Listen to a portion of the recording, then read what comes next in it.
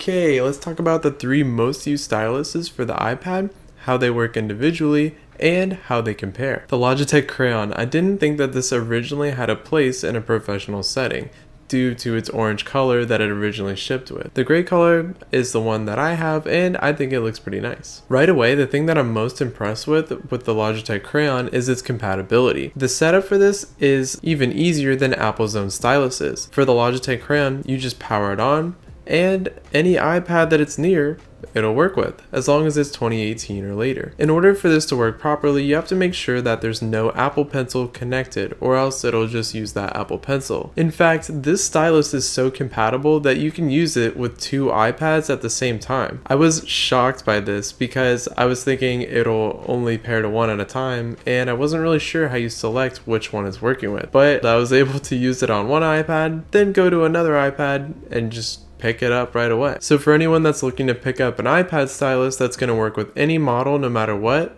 this is definitely the one to go with. The Crayon is not force sensitive, however, so if you're an artist that needs that pressure control for how much weight there is on each of your strokes, this isn't going to be a winner for you. But this isn't to say that the stylus will only draw on one size of line, as faster strokes will still leave a much larger line with this pencil, as long as the app supports it. In addition, there's also tilt supported, so you can tilt the Crayon to get a larger line as well. One thing that I'm actually really surprised about is how light this pencil is. When I first picked up the box, I was pretty sure there wasn't anything in it, but given that the Crayon comes in at 20 grams, you can understand how I might think that. So for anyone that's looking to travel extra light, this is definitely going to be appreciated. One thing that I found a little bit off-putting about the Crayon is it's a little bit difficult to know just how much battery life you have. There's a light on this stylus that's either green or red. As you can imagine, it's a bit difficult to discern charge levels 100 through about 20%. This is something that's much different than the Apple Pencils, as the battery widget will always show you the exact percentage that you have left. But on the flip side, it's also easier to save power with the Logitech Crayon, because this comes with a power button and you can leave it off if you know you won't be using it for an extended amount of time, which is something that really isn't available on Apple Pencils. So sometimes you can find that walking around with an Apple Pencil in your bag, it'll be on most of the day even when you're not using it. Even so, the Crayon comes with a charging port at the top, which you can charge using a lightning cable, and it's also concealed with this rubber type material cap so that you don't get a ton of dust in there when you have it in your backpack or wherever you bring this stylus with you. Changing tips on the Crayon is a little bit more difficult than it is on the Apple Pencil. You'll need a special tool that comes separately, and there aren't any tips included in the box. You squeeze this tool on the sides in order for the top to come off, and then you can screw off the pencil tip. These pencil tips don't wear down super quickly, so you probably won't have to worry about that for a while. The shape of this stylus is also a bit unique compared to the rest, as when you're using it, it kind of feels like you're just using a squished version of the other pencils. This is to say that there's a little bit of a flat shape here. Anyone who's used a carpenter pencil before will be pretty familiar with this. That little bit of rubber at the top and the shape prevents it from rolling off a desk. Although this odd shape does mean that there probably will be a limited amount of pencil grips if that's what you're looking for. Overall, this is the cheapest stylus, coming in around $55 on sale. In addition, this also works with the most amount of iPad models. So I'm gonna say that this stylus from Logitech is the best value out of all 3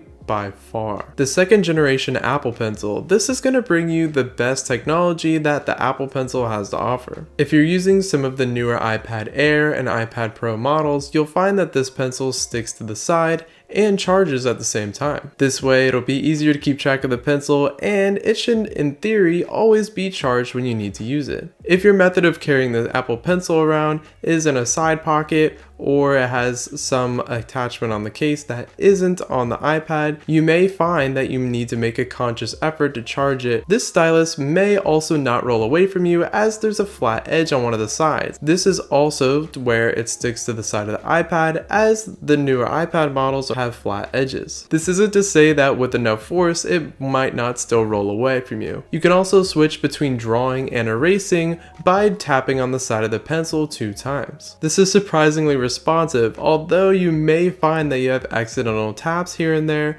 which switch you from drawing to erasing when you don't mean to. If this bothers you, you should be able to turn it off in the settings. The tips on the Apple Pencils are pretty easy to replace, All you have to do is turn them counterclockwise and the tip will come off. I don't see this happening too often for most users, but it's good to know that it won't be a pain when it comes time to change the tip. If this pencil is left sitting on a desk or some other place where it remains stationary, it'll shut off after a while to save battery. Then once you pick it up and it starts moving around again, it'll turn on so that you can write or draw until your heart is content, or until the battery dies. I would say that the second generation Apple Pencil comes in at an overall best. It has the biggest feature set, overall feel and finish feels good and high quality. It has a matte texture to it, and the weight and construction also feel good. That comes at a price, as this is the most expensive out of the three stylus options. The first generation Apple Pencil, you can definitely tell that this is a first generation product. The charging solution may not be the most ideal, and there aren't any solid edges, so this thing will just roll away right off the desk. Yeah, Apple caught a lot of heat for this charging solution, but I don't think it's a huge deal. This is because charging the pencil doesn't take that long and the battery lasts a decently long time. But that isn't to say that it's not annoying if you run out of battery in the middle of class and you've got to take a moment to plug in your pencil to the side of your iPad. Apple does include an adapter so that you can plug a lightning cable into this, but I doubt that most people are going to keep track of a cap on the pencil and the adapter so that they can plug it in. This pencil is really just compatible with some of the older iPad Pro models and the new standard iPad models. The verdict for this stylus is tough because the overall balance and battery life is pretty good, but it's also plagued by those first generation features. So this doesn't really come as an overall best in any category, as the Crayon is still a lot cheaper and the second generation pencil is a lot better. Well, that's been my take on these three stylus options for the iPad. If you're interested in tech, make sure to check out the rest of my channel.